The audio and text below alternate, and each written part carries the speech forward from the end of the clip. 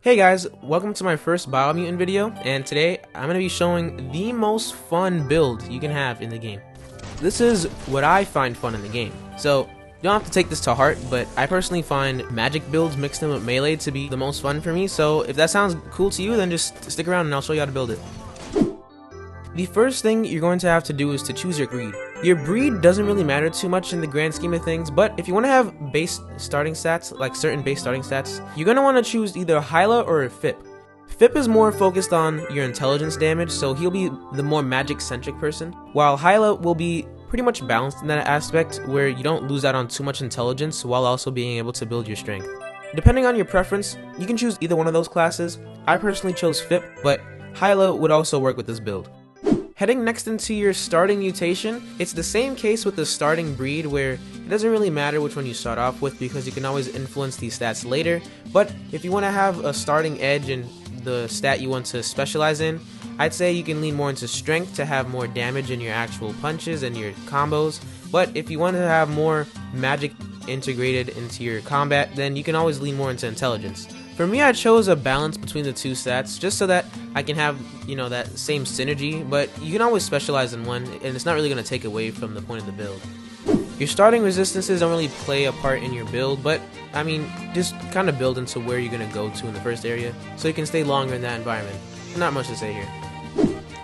For your class selection, this part is actually very important.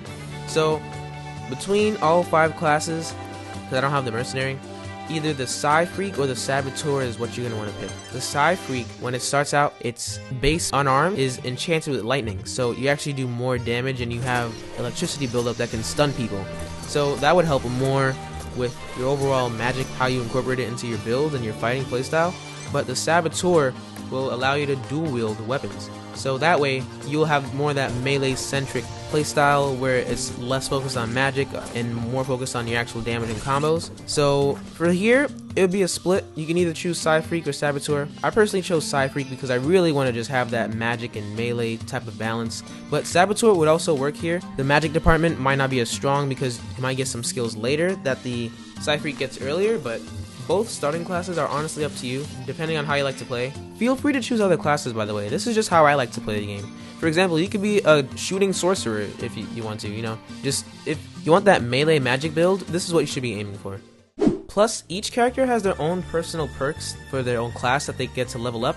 But for general perks, if you're more focused on the Wung Fu and you really want to main the unarmed combat, since it is viable in this game, then you're going to want to focus on Wung Fu Wonder and Wung Fu Barrage, because both of these skills are going to increase your damage output with unarmed, so that will help to make your unarmed that much better.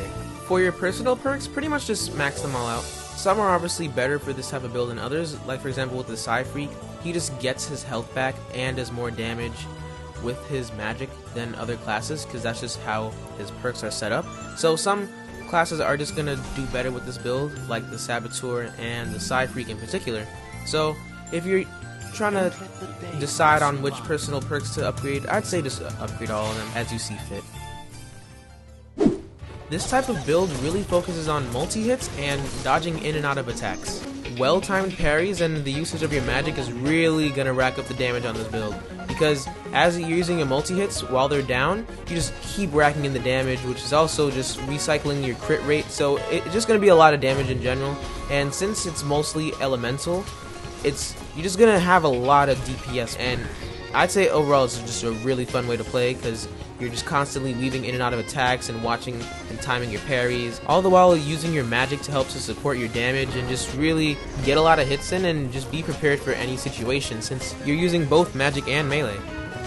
What's great about the build is that you can pretty much slap it on any other build you have, really, if you have enough intelligence. And it's great at crowd control. If you have spells like Blink, you can just use it to create a shockwave around you and focus on one person.